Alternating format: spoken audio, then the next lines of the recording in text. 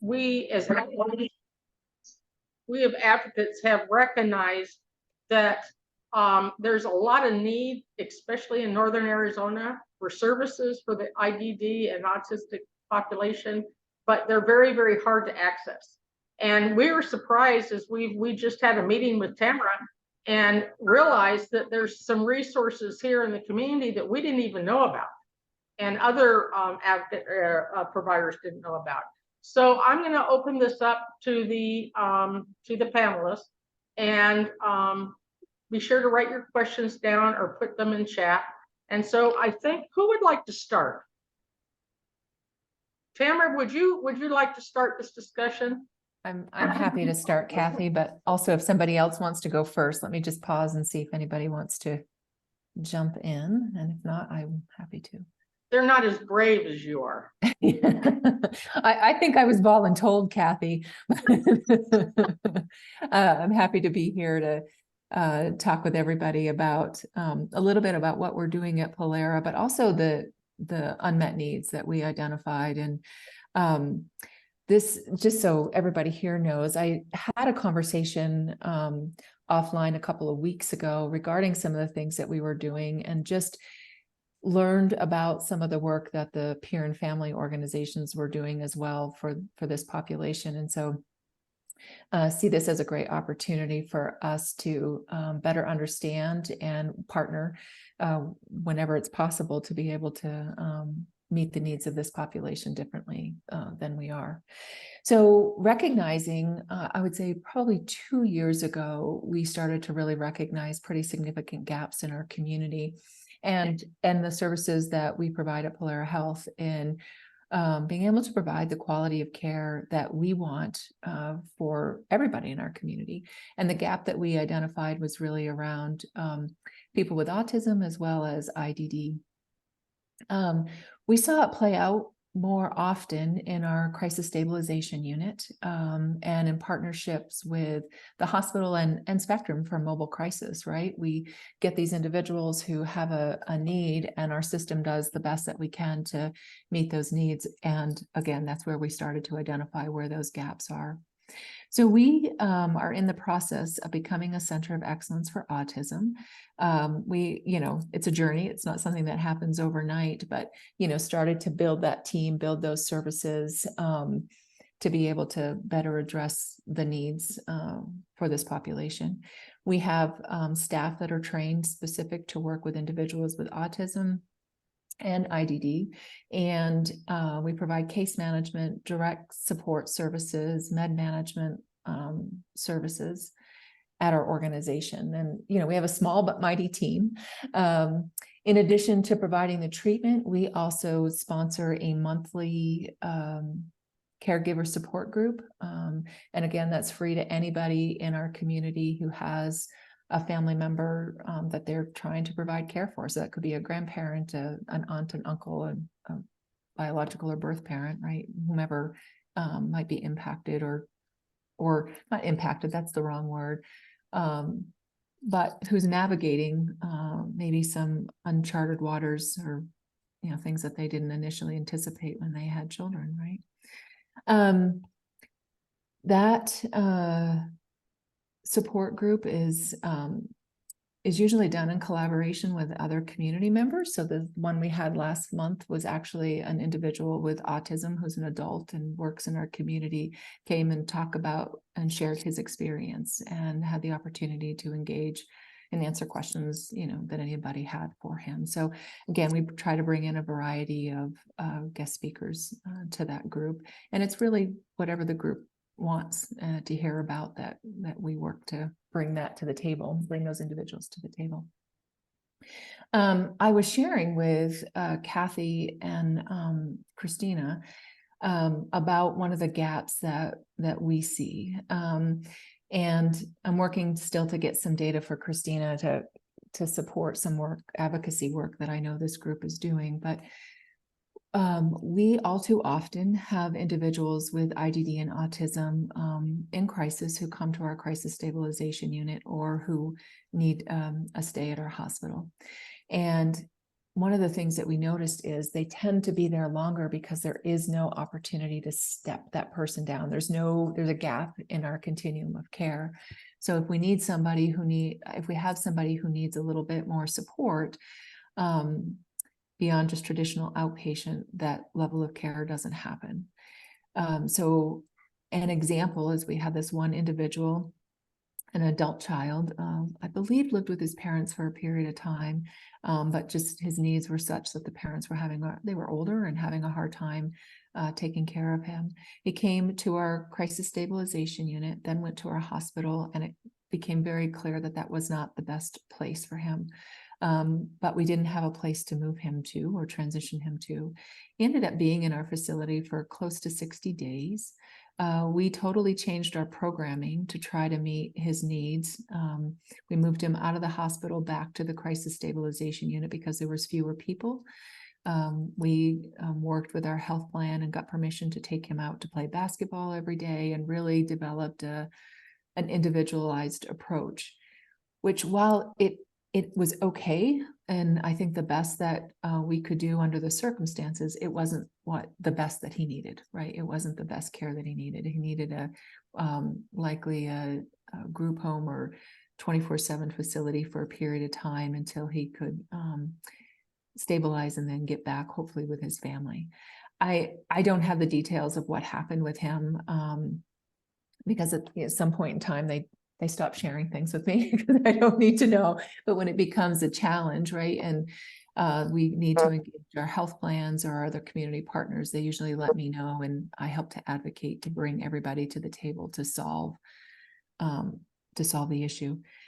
I will just end by saying we need to stop solving it one case at a time and really look at what does our system need, and where are those gaps in our care so that we can better serve this population. That's all that I have. Thank you, Tamara. And I thank you for taking a leadership role in this area. And as advocates know, this population has a big impact on the system because a lot of them end up in the state hospital, where it's totally inappropriate. DD population does not require the same kind of, quote, treatment as people with a mental illness. They're actually traumatizing them. We have issues with secure housing.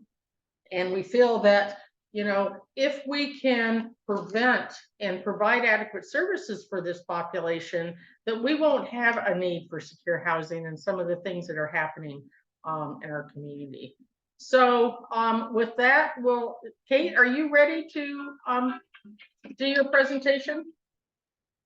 Sure, happy to. And just want to clarify that we're not answering the questions that were already shared. Right, I was just making a little comment. Yeah, but you're right. We'll wait until afterwards. Great. Well, I appreciate that. And that was exciting to learn a little bit more too about what y'all are doing at Polara, Tamara, because I've chatted with some people, but just hearing kind of the broad picture is really nice.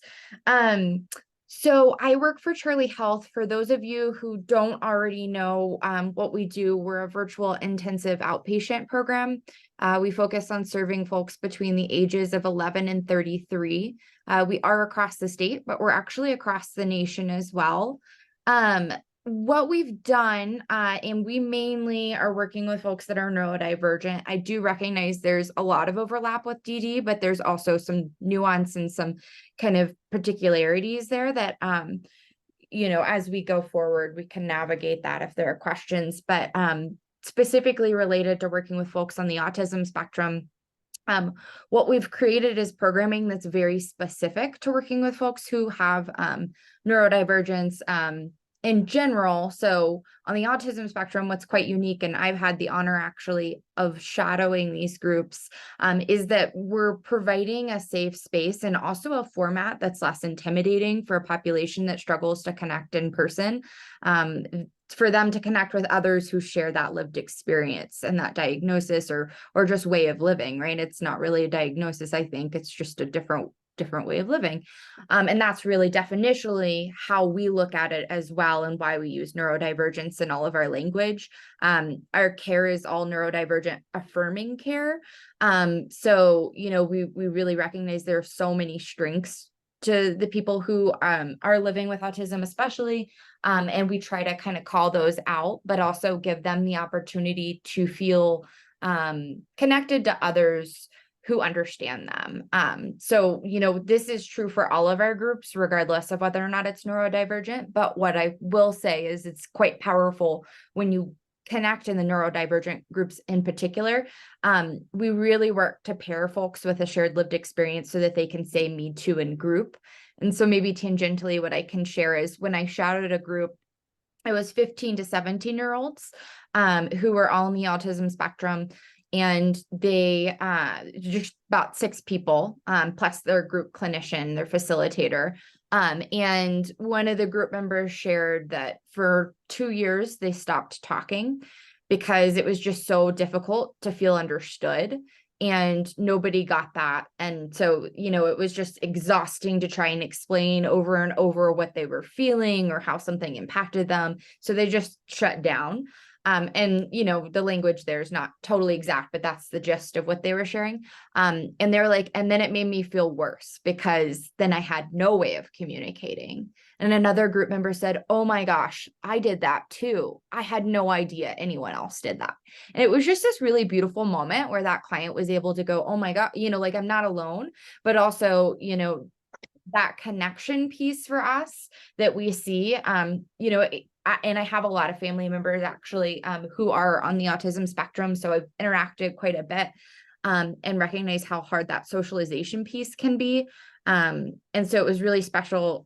You know, there was like self-regulation using one of the family pets in their room as they brought things up, but it was quite comfortable for them. And so that's really how we approach it. You know, definitely looking at this is a beautiful opportunity to get people together and to have practice, but also recognizing, you know, exactly going back to that story that mental health is severely impacted when you live with a neurotypical kind of, and non-neurotypical, you know, way of being, just because others might not, the world's not designed to support you. I guess that's the broad world, right?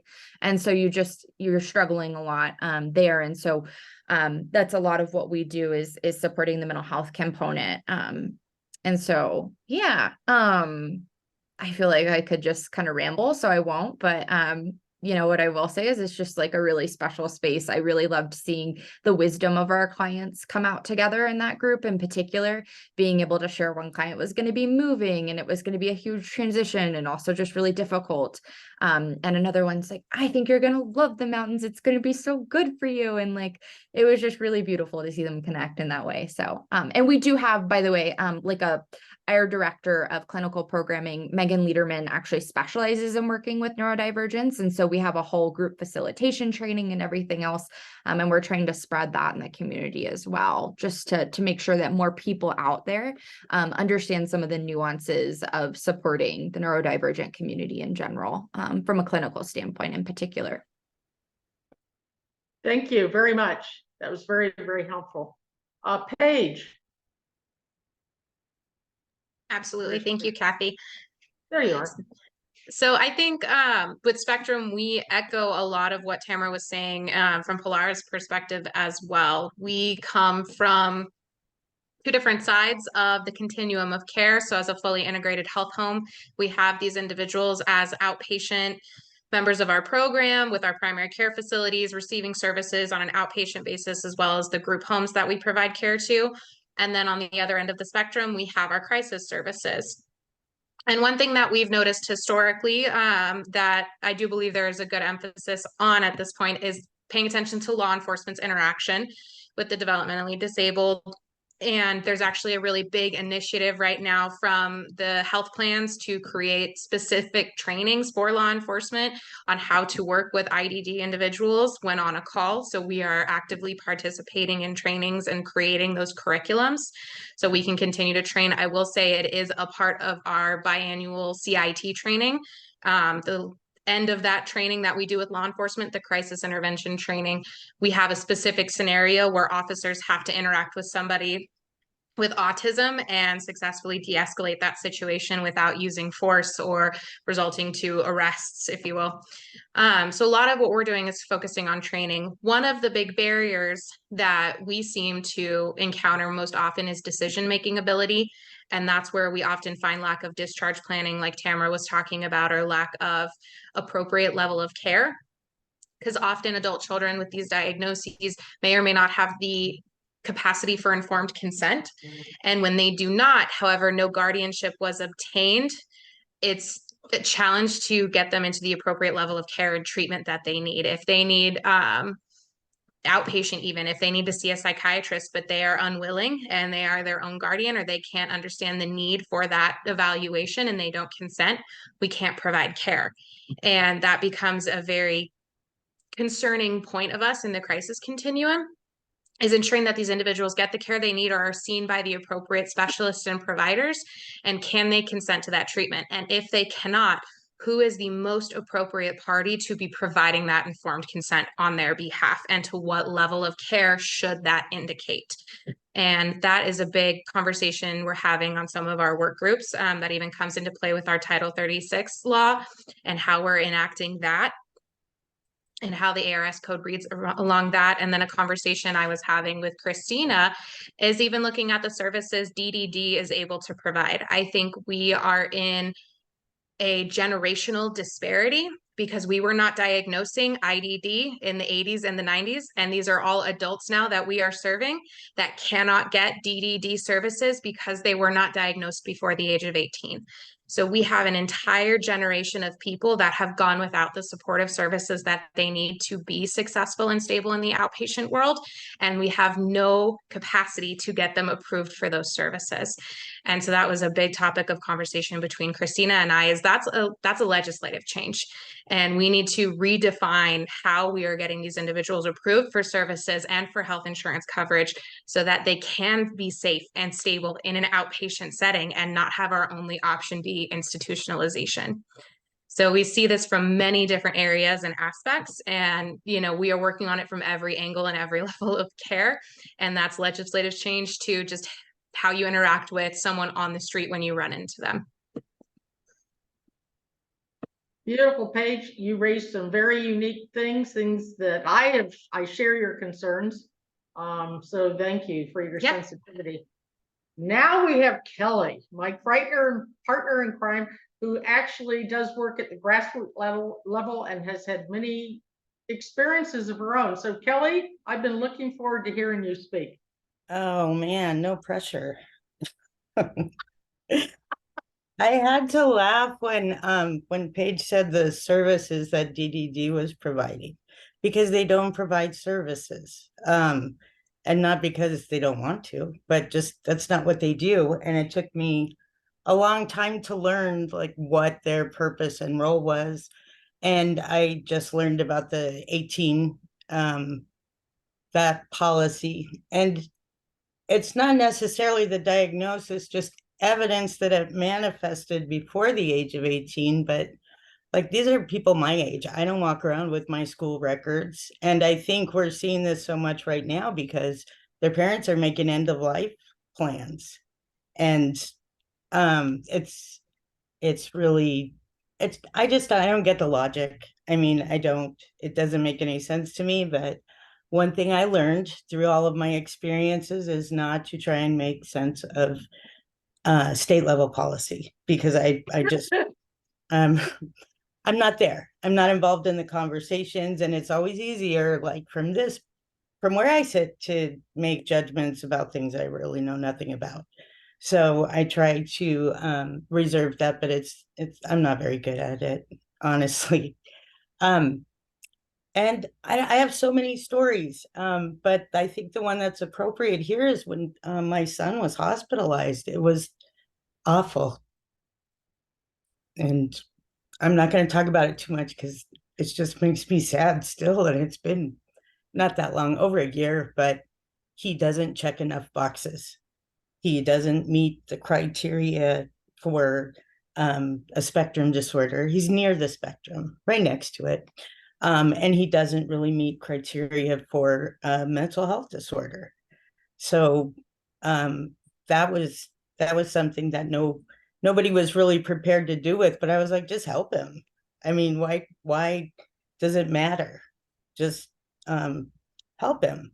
And he was hospitalized 3 times, I think, within 6 months. He's 16. He was 16. Now he's 17. He's doing awesome. But it just what we all had to go through was unnecessary. And it really was just like this utter lack of empathy and compassion for what we were going through. I don't want to get too much into it, but it's definitely lit a fire, I guess, because kids especially should not be treated like they're in jail. That's what I got from the facilities, and I have to change the subject. So state level policy. I found some other DDD policies that I would love to share with the group that I, again, can't make sense of, but it's there's something written not to refer to a behavioral health provider, which this is under the behavioral health services, which I thought was interesting. And I would love to know like the logic behind that. I would love to have that explained to me. I'm big on questions. I will ask questions until someone like mutes me or disconnects or whatever, because I want to know, I want to understand. And it's not to prove somebody wrong. It's just simply so I can maybe contribute to a better solution. Let's see. There's really not a lot out there for people who don't check the boxes, and especially for kids who don't. They want you to fit in a box. And I understand for billing and universal language and blah, blah, blah. And I'm making a gesture right now that's not very polite. But the bottom line is just, why can't we just provide care? Why? That's what I'm looking for, is care. I think we've gotten so far away from the idea of care and its treatment and its services. And no, I care. That's what we need to focus on, I think. And I love hearing about playing basketball. And that's one of the things I liked learning about Polara, which I always call Polaris because I'm now Archie Bunker late in life and I don't know words.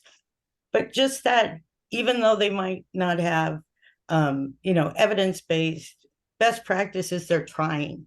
They are doing something to provide care to the individual who is there to receive care. So that was really hopeful. And I don't mean to bash DDD, and it's not the people who work there, because I really like them.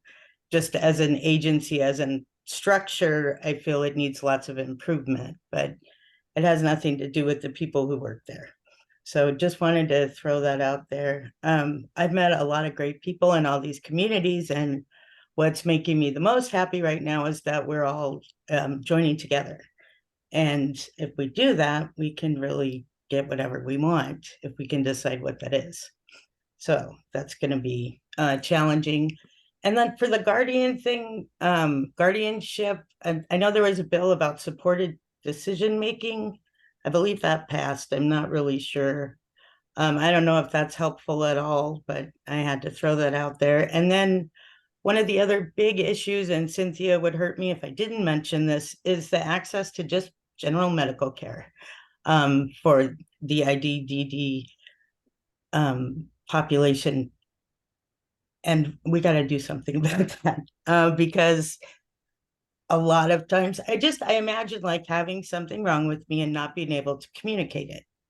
I mean, I have a hard enough time with my communication skills, like not being heard and not being understood, but not being able to tell someone like I had an abscess or a toothache and I was in so much pain, and then, wondering why I'm in handcuffs and in jail. And I think if we're providing care to individuals, it's the whole spectrum of care.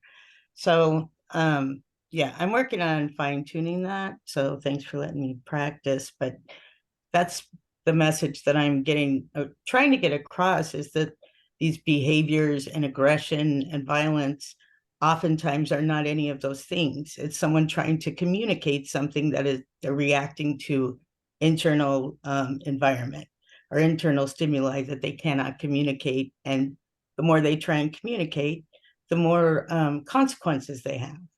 So that's how I'm looking at it, and that's how I'm trying to explain it, because there is a difference between someone who is reacting to something and someone who has criminal intent to hurt somebody.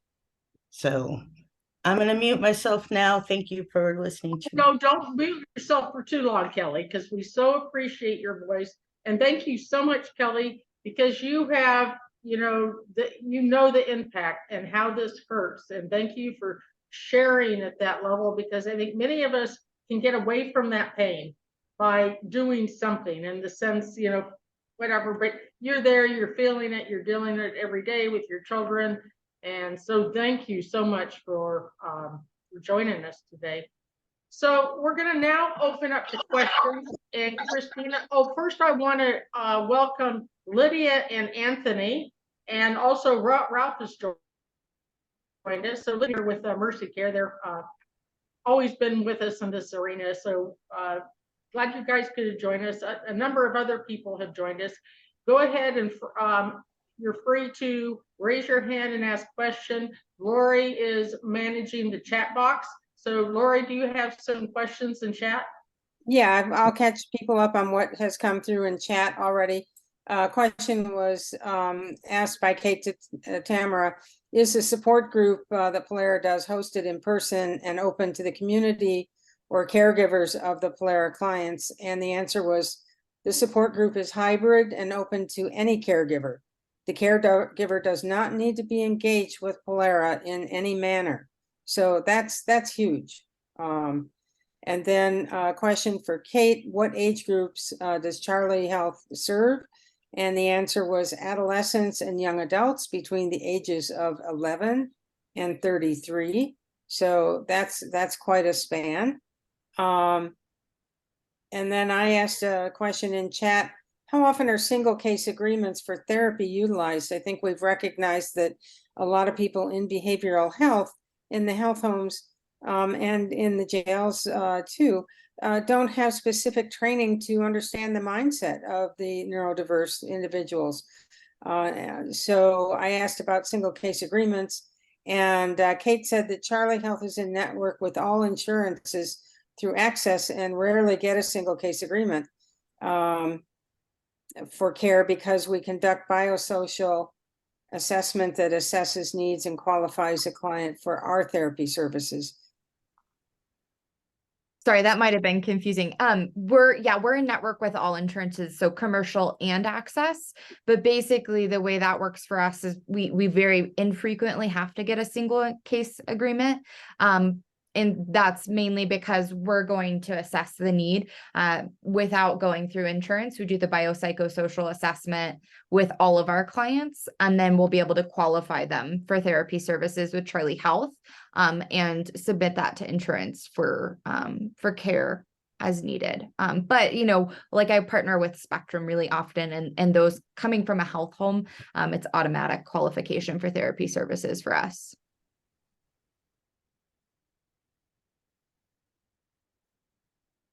So George, you have a question? Yes, I do. For Ms. LeForte, one thing that I think could help with crisis be more successful is follow up to the clinical team. Here in Maricopa County, they used to notify our case manager after we had a crisis.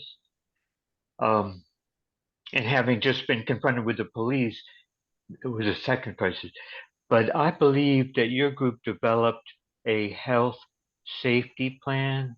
That may not be the name of it, but when a mobile team finishes with helping a client, don't they set up follow-up? Please and thank you. Yes, we do. So we write a safety plan for any individual that remains in the community after their crisis. They receive a safety plan, and that's access to resources, coping skills, safety precautions, as well as who to call if you need additional support. We always strive to communicate with the individual's outpatient team if we know who they are. And that is probably the biggest disparity we have, especially as we branch out across the state. So in Yavapai County, it's quite easy because I can pick up the phone and call multiple people at Polara and I know exactly who to speak to and I can get all of that taken care of. Same with Southwest Behavioral Health, CFSS. All of our local agencies are incredible to work with and we communicate with them quite frequently. But what I think we run into the most is when we don't know who they're running to or getting in touch with private practitioners. And that's another one that's been a challenge is how do we get in touch with these individuals that do not operate the same way these mass clinic settings do. So there's a lot of success happening, but there's also a lot of opportunity for growth. Thank you, Paige. So as you guys know, Christina Sabetta is our fearless leader. I can't say she's our new executive director, but she's our old executive director. But Christina has recently been very active in organizing various groups on the IDD issue. And we're looking at common ground. And then we have a small committee that meets with the governor's office on a regular basis. So Christina, could you share some of your organization, some of the stuff that has come out and where advocates have decided to really focus on with this issue? Sorry to put you on the spot. No, that's okay. Good morning. So I think it's sort of important to share just a bit about the history on how we sort of really started to partner with our IDD advocates. And that was really around Senate Bill 1710 that would have removed the Maricopa County cap for the Arizona State Hospital and could have potentially put more individuals in our Arizona State Hospital, right? And so when speaking with our IDD advocates, what we hear often is when IDD folks are sent to the Arizona State Hospital, they're often put into a black hole. They're not providing the services that they need. And Ash is the first one to say that they don't have the capacity and specialty programs to provide those services for that IDD population. So that's really sort of how we came together. And so now it's figuring out how we can move forward and prevent those individuals from being institutionalized, whether it's our jails, our prisons, or the Arizona State Hospital. And so one of the things that we're looking at, and I spoke to both Paige as well as Teros down here in Maricopa County, is taking a look at crisis and are there specialized services for our mental health and IDD population? Are there specialized crisis teams that can serve that population? Is there aftercare support, resource support after the fact? And so that's something we've been diving a bit into. And, now the conversation is sort of coming around to, do we need more crisis support or do we need increased service or increased community capacity, right? Where's the big barrier? The governor's office is very, very interested in having discussions around these issues. They're actively coming up with some thoughts and ideas on how we could help. And so they're really looking to us to come with them with some thoughts and ideas, which is why this conversation is so valuable now, is to take a look at what we need. I also want to mention we have a lot of recommendations already with our IDD and crisis, and that's something that Kelly and a number of other individuals were involved in putting together a recommendations report, which I think is important for us all to take a look at and reflect on. So that's sort of where we are now with our coalition, is really working with our advocates to decide what's necessary, helping you all achieve some of your goals. And at the end of the day, really making sure that our folks with mental health and IDDs are really getting the specialty services that they need and deserve in the least restricted setting. Thank you, Christina. We do have a question from Kate in chat. Could legislation be presented to support mandatory neurodivergent trainings in police departments and emergency services? So I think that, it's open to anybody's comment or response to that. I know from a forum that we had Friday here in Cottonwood, when you talk about mandatory trainings, that can get sticky because you have organizations, you have Everyone has their policies and procedures, and how much control does government have? And often what I learned is that a health plan can say to a health home, we're going to require you to do these trainings. But as far as legislation, Bea, you are the one person online here with the legal system or with the jail system. And I wonder if you'd like to comment on mandatory training for police departments. We have been able to coordinate upcoming trainings for first responders in working and responding to people with autism.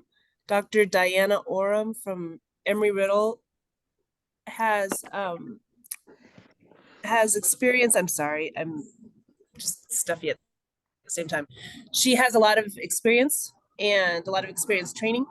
And so she's putting together a 4-hour, hold on.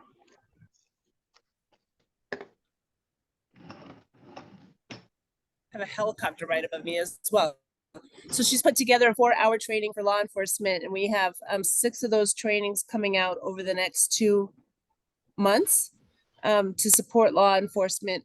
The mandatory part, AZ Post has now increased the amount of hours that is mandatory every year for law enforcement officers to utilize for training, but I don't believe that they mandate what's included in that training. However, there are wonderful things called lawsuits. And when lawsuits occur, then law enforcement agencies step up and say, hey, we want to make sure that we're not going to be included in the next lawsuit.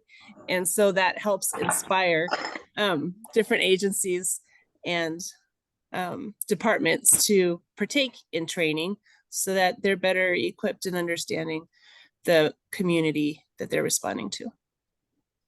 So Is that helpful? Historically, Amanda Stamps, former detective Amanda Stamps, who we all know, with the Mesa PD, they had a very good training, and I think they kind of took the lead in this area.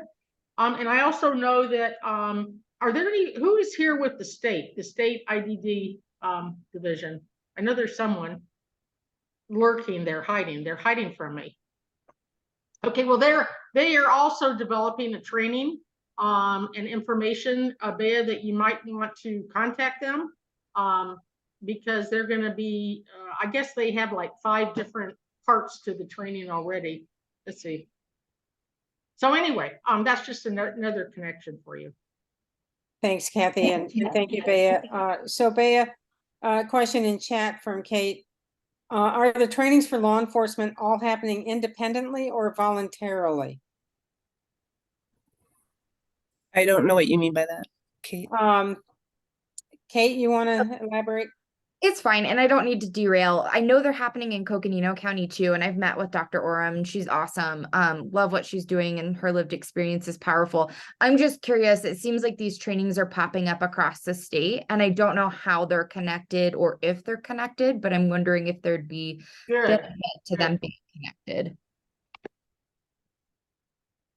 I don't think that the one that Dr. Oram is using, the curriculum, is a curriculum that's been around a while. I don't have the whole history with it, so I don't know if it's connected to similar to ones that have occurred previously. There's also a Be Safe training that law enforcement has been involved with for years, but a lot of that also includes having people who have autism to actually come and meet with law enforcement so that it can help bridge that relationship. And I know that that's a pretty standard curriculum as well.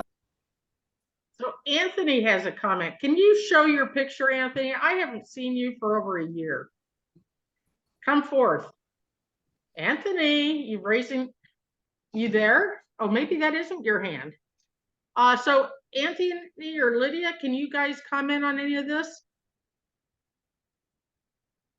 They're hiding from me. Okay. Oh, there's Lydia. There's Anthony. Yeah, I'm trying to get you on the right screen. There's Anthony. Hey, Kathy, Christina, it's nice to see all of you here. Yeah, we joined this morning to see what's happening. I don't know that I can directly comment on the conversation. But I can tell you there is effort by Access to ensure that individuals that with ASD is a targeted population. You probably are aware of this, yes. And ensuring members are connected, so members and or service providers are aware of opportunities for persons on the autism spectrum. So it's really an exciting time. So we took this opportunity to see what's happening in the conversation, bigger picture. So anyway, but it's nice to see you, Kathy. I know And Lydia, how many couches? Lydia collects couches. How many couches do you have now? right now I have 4. I think I'm gonna get rid of one of them. Oh, I might have 5. I have 5. I have a little guest cottage.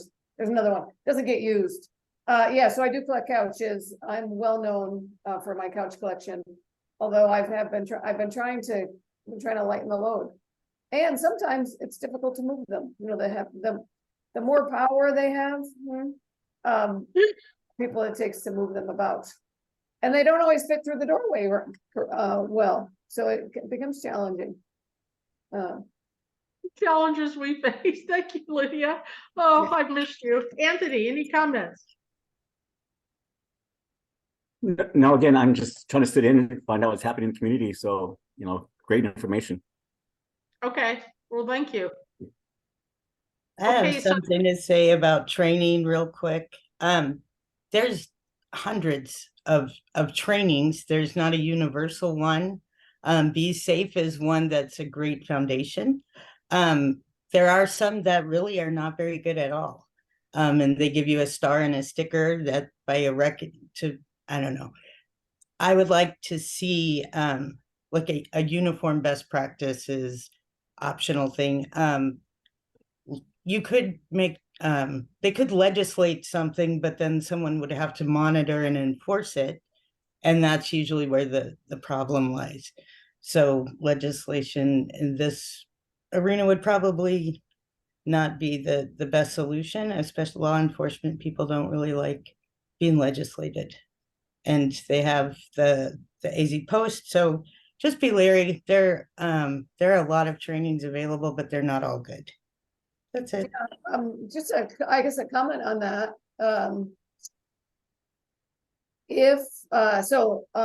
Access, if you're talking about specialty populations, does have training outlined for particular staff for particular populations.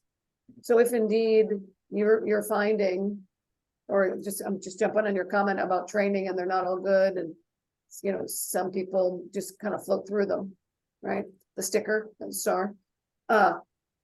There is a possibility if you work with find the specialty staff person at Access connected to ASD to outline here's what's essential related to staff knowledge for individuals working with this population, right?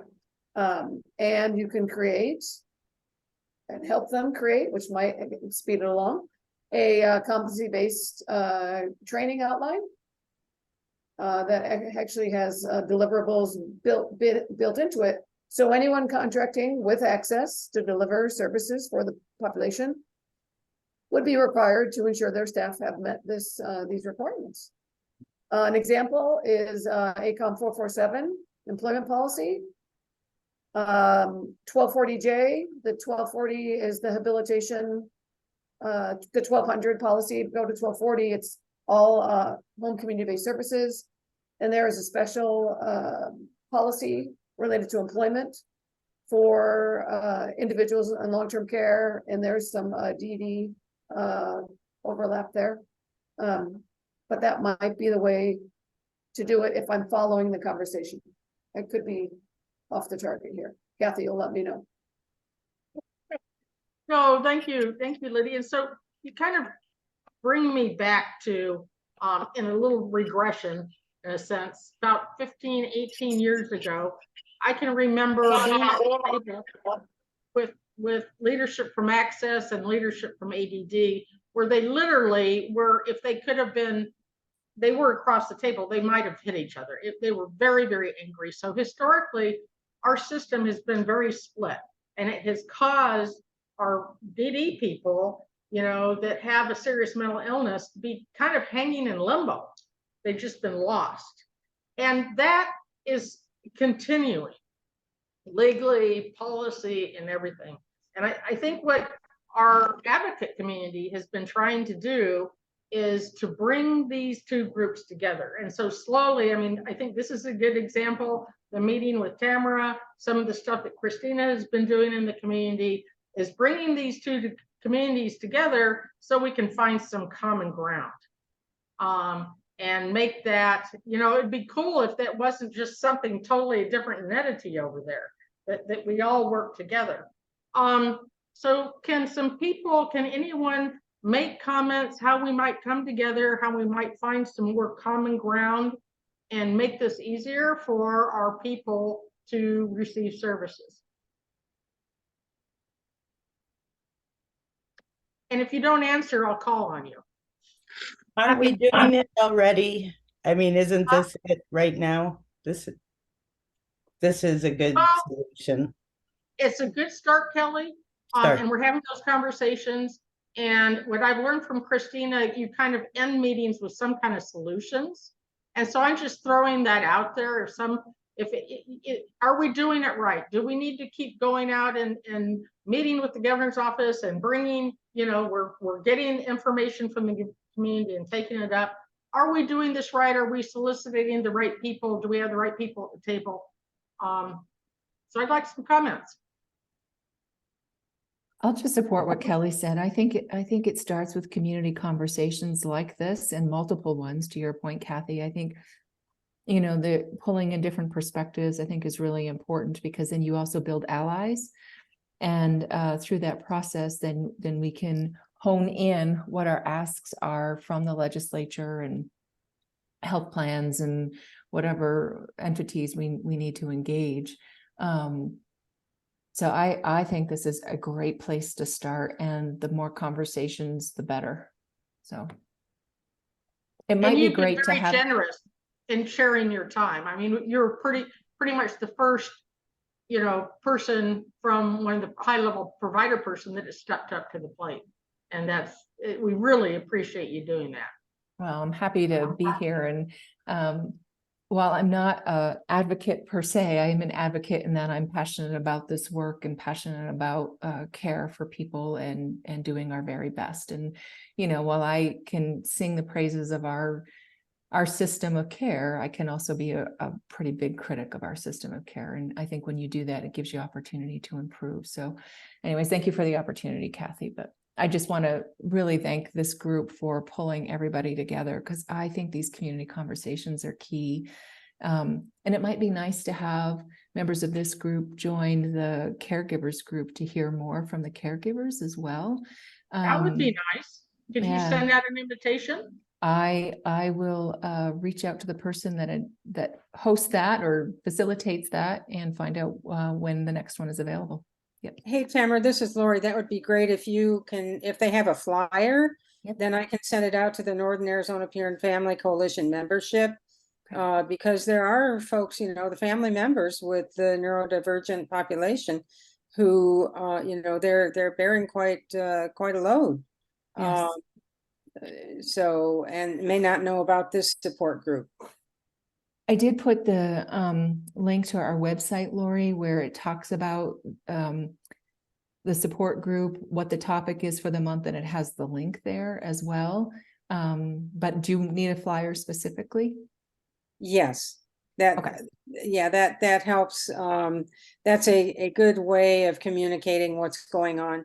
And then people have it, they can file it and refer to it. And also I wanted to point out in chat that Christina had put a link for the 2022 policy recommendations report, which shows a lot of what we've talked about. Where are we? Where do we need to go? What, there's a lot of ground still to continue to cover. One of the things that I find interesting that was brought up, it never occurred to me, and I've been in this a long time, is I've always said to folks, well, did your child have special schooling? Were they identified as a DD in grade school? Because if not, they're not going to qualify now. And whoever it was that said we need to get that changed in the legislature, absolutely, that's something that we really need. That seems like a no-brainer. But then I'm not a politician, so anyway. Looking at where in the community are these folks being served? You meeting them at home? They're not all amicable to coming in, perhaps. And if they're being served by Polara, can they also be served by Charlie at the same time? And how about FIC? And FIC, yes. Yeah, I'd love to pop in here. Actually, that would be my recommendation, is that really strong continuity of care. It's been an enormous commitment I've made personally. As I joined in my role on May 1st, I was formerly working at Flagstaff Medical Center, but I'm partnering across the spectrum to work with different folks, literally with Spectrum, with Polara, with anyone, to make sure that we're filling in gaps, but making the experience warm for individuals who are neurodivergent. One of the most miraculous things I'm seeing as I've been working for the last week and a half to support someone who has autism and is also struggling with an eating disorder, which would normally be a disqualifying criteria for our program because we are a virtual format, obviously, has been the fact that they have not had any positive experiences in healthcare, period.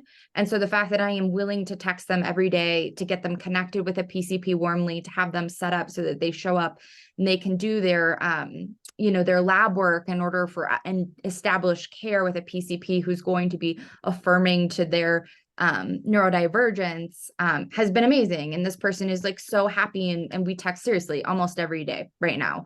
And they're like, I'm super committed to making sure I get support for myself, and really grateful that you're willing to help here. But it's taking phone calls with other providers in the area and just working together. I mean, that's grassroots. Like, I have a lot of hope in systems and government and being able to make change there. But I know that it all starts with these examples, because these are what provide them with the tangible evidence that this is possible, that we can be better, that we are better. And if you can help back us up, we can make big changes for individuals who have been long underserved. So that would be what I would recommend. But definitely too, like strengthening communication, right? If we have different trainings happening across the state, and like Kelly said, some are just not good, like I agree. So how can we call out the ones that are great, and then also just like streamline so that everyone is more or less on the same page? Because the fragmented kind of format tends to create a lot of dissonance, and then ultimately people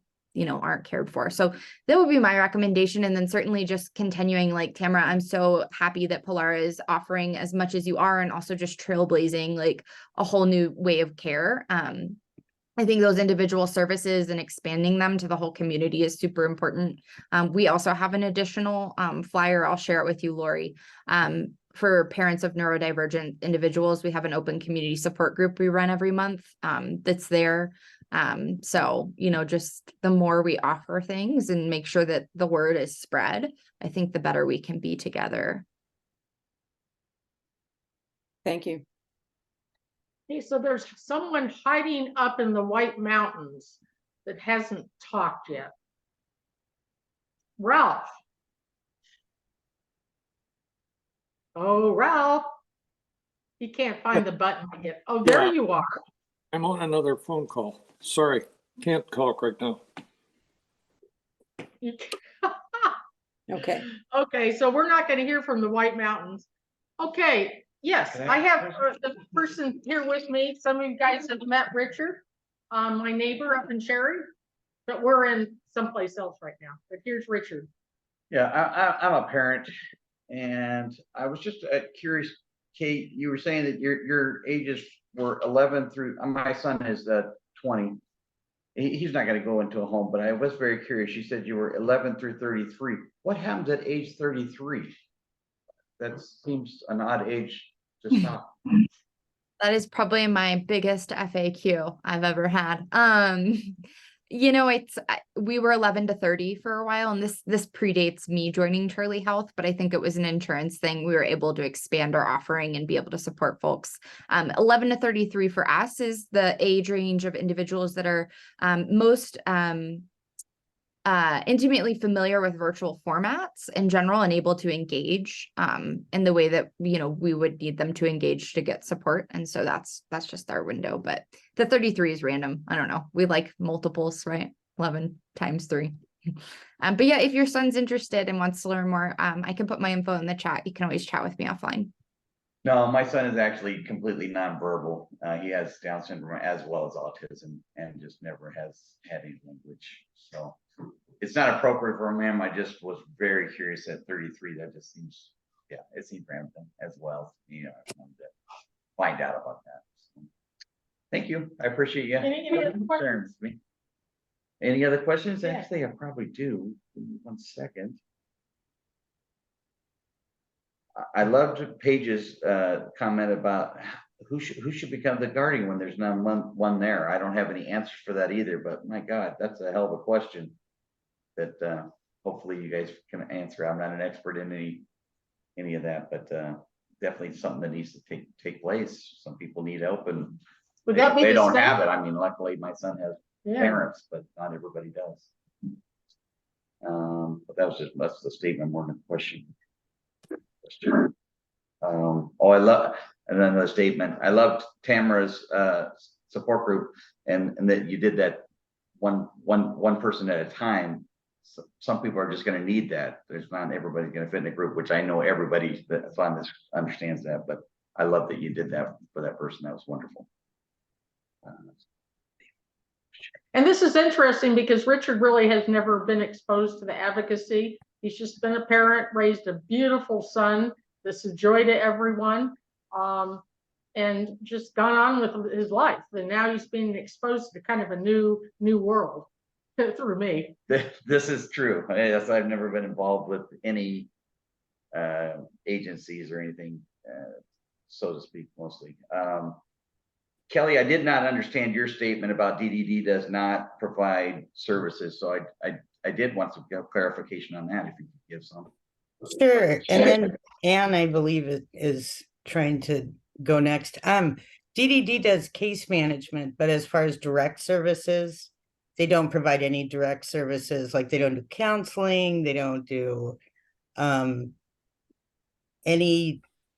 I don't know how else to explain direct services. My attention span is over for the morning. So basically that's it. They just do the referrals for the services. So thank you, Kelly. Anne, I'm sorry I didn't see you had anything raised, but go ahead. How are you doing? Hi, Kathy. I'm all right. I'm sorry I joined late. I was outside working on a project and lost in space outside in my yard. Anyway, I'm sorry if this was already said. So what is Charlie Health? I have a son who's 21, and I always wanted him to have a counselor, a therapist who really understood the spectrum. ASD, really, is very intelligent, so formerly called Asperger's. And I have a lot of people have been working with him, and they really try, but there's just no way to turn and on. There's so many different features that they're just like evading them. You know, they're not realizing the thinking processes and the other neurodivergent issues. And do you have by telehealth those kind of therapists available? Yeah, absolutely. And so we're a virtual intensive outpatient program. We do offer individual therapy as part of our program, but it's not a la carte, so you say. So the majority of work we're doing is group work. It's 9 hours of group each week, 3 hours at a time. Yeah, our therapists are, so in group facilitation as well as individual therapy, we're neurodivergent affirming, meaning we're going to be acutely aware of some of the things that someone might need to kind of do to engage in the format, but also they're specifically trained to be, practitioners in a virtual environment, obviously. But if there's fidgeting, rocking, things like that, we recognize that a lot of that is self-soothing, and it's, we're supportive of that. In general, too, we're trying to connect individuals who share a neurodivergence so that they can be able to relate on that. But yeah, the majority of the work we're doing is IOP, if you're familiar with that. So it's going to be a more, yeah. Does that And help? do you have a proportion for your, say, Asperger types and your other, maybe other types that are in there? Yeah, it'll vary. So what we'll do is the biopsychosocial will assess the neurodivergence, and then we like to pair folks who are kind of in the same category, so to speak. So if you're on the autism spectrum, or if you're ADHD, or if you're Asperger's versus needing a different level of support, we do pair appropriately, making sure that folks that are maybe a little less verbal are perhaps together, folks that are, more kind of in the spectrum that your son's in, are together, and that sort of thing as well. And it's 100% virtual, only virtual. Correct. Everything we do is virtual, always has been. And no a So, la carte. Okay, thanks. So But Lori and I have, Oh, yeah. Lori and I have been with Anne during her very challenging journey with her son. And if nothing else comes out of some of these conversations we didn't know exist, or her agency, and maybe you guys connect. Maybe there's something that could work for you, Anne, because I know you've done everything possible for your son. Thanks, Kathy. So are there any other comments? Christina, would you like to kind of wrap this up, and then Lori will share some events coming up? Sure. Okay. Yeah, I guess I just want to thank everyone for being here. We will be recording today, or we are recording today's event, so it will be available on Nama Yavapai's website and their YouTube channel. So folks want to go back and revisit it or share with others, feel free to do so. Also, I encourage you to take a look at the IDD 2022 policy recommendations regarding crisis. I recommend you taking a look at that, and if there's anything that pops out at you or you feel like is really, really crucial for a next step with that list of recommendations, email me. I'd be happy to provide that to you. Other than that, Lori, I'll let you. What was that number?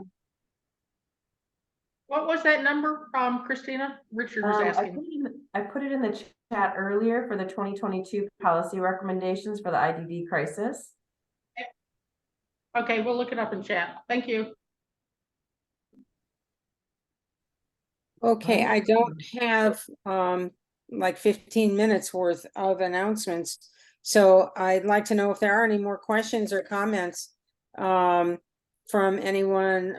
I mean, Trish, we've got you here. I don't know if you'd like to identify any gaps or successes or things that need to be worked on from where you sit with FIC. I could identify a lot more gaps than I can successes. Just for my own personal story with my son, and to hear some of the stuff that people are still going through here today makes me very sad, because my son's now 30, and so it doesn't seem like a whole lot has changed, although I appreciate that people are looking at that to try and make some changes. But we are here. We would love to provide some parent peer services to families that are struggling with some of this. I think we don't have a magic wand, but sometimes it is really, really helpful just to have one parent talk to another parent, and just have that understanding where they don't have to explain why their child did something, because we get it. We just, we can relate. So. What services have worked?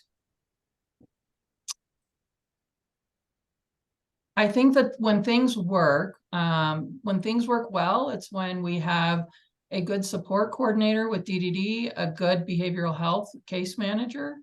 I think what often I see, unfortunately, is when kids have complex needs, specifically with autism, we see a lot of blame and shame on parents. And people don't know what to do with the youth, young adult. And so then it gets turned to parents. And so then we stop focusing on really what the treatment needs might be of the individual, because now we're just focused that if the parent would have done this differently, or if the parent would have done what I told them to, or if they would have followed the plan. So, you know, I can't share a lot of successes with you, especially for kids like my son, who's very complex. And that says something coming from an avid advocate in our community. Pretty Yes. sad. Kelly, you had a comment? Oh, I think fixed family support or parent peer support program is the best kept secret in our community, and it was invaluable to me. It really was. And I don't want to cry, but that was a success that I didn't completely and totally lose my mind. And I was able to get the support I needed to take care of my kid. So thank you. That's great to hear. Thank you. Thank you both. And I want to come back to Tamara, because it seems like your organization is doing a support group for the adult, for those who have aged out of the KID system, for the caregivers, the family members, whether they're affiliated with Polara or not, they're welcome to attend your meeting. Yes, and it's for all ages, so you don't have to have an adult child. It's for any age. Just Okay. caregiver. You have to be a caregiver of someone with special needs. Okay, so caregiver, that would fall under maybe someone who would be a temporary legal guardian.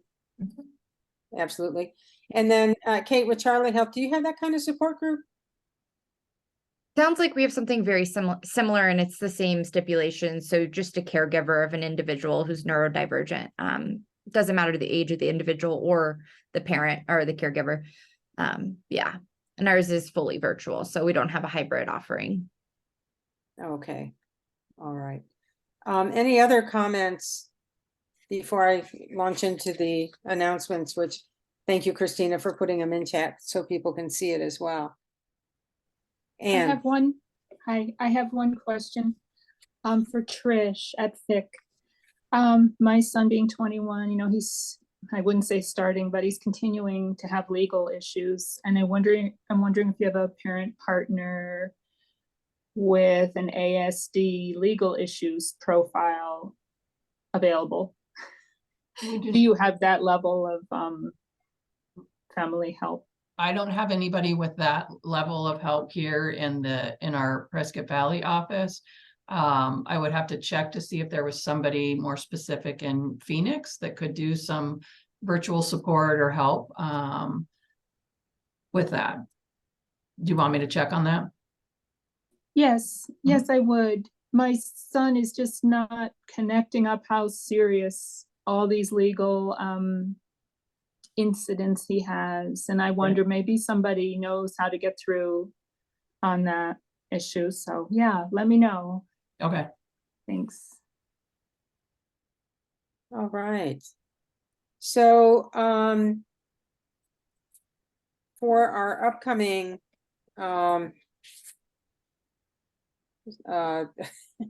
events, we have in September, Mental Health Monday will be the last Monday of September. That's the 25th.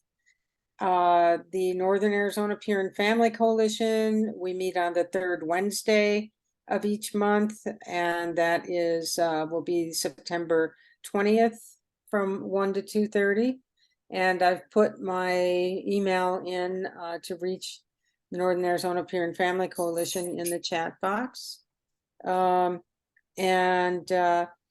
Please always check the NAMI-Yavapai.org for future NAMI, Yavapai, and NAP FC events and Zoom links. And that's it for my announcements. I do send out community announcements through the NAPFC. Again, flyers are an easy thing to attach and distribute. Lori, Okay, well, the next, oh, sorry. go ahead. No, go ahead. We have a few free CE events coming up. I'd love to share those. I don't know what one's tomorrow, so it's probably a little too late. But we have a few future ones too I can share with you. Absolutely. Send them to me. And Kate, I don't know, do I already have you on our email? Are you receiving our announcements? Is it the OIFA one or is it separate? This would be separate from that. This would be Northern Arizona Parent Family. Okay, I will add you, which is a wonderful addition.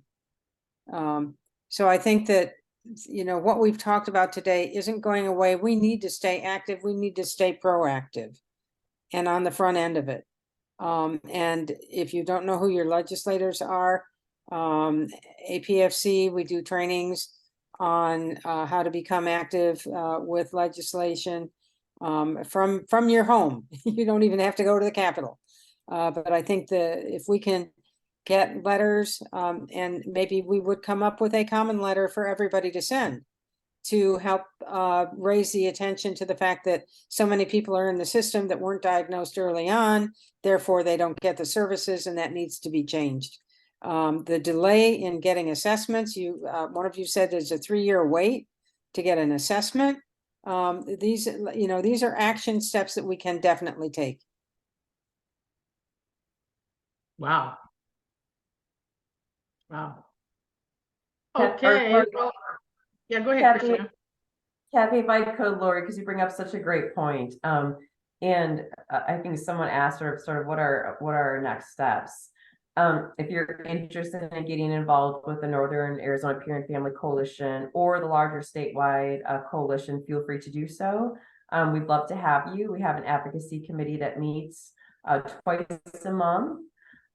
We also have legislative updates during the legislative session. Those individuals who are members of the coalition will get those legislative updates free of charge. So it's something we internally spend a lot of time focusing on bills and legislation that will impact the mental health community. Some of them, of course, are going to also impact the IDD community. So we do send the weekly legislative updates out during like I said, during the legislative session. The other thing I wanted to add is Lori mentioned, finding your legislature. Now is really the time that they're having discussions, even though they just ended the 2023 legislative session.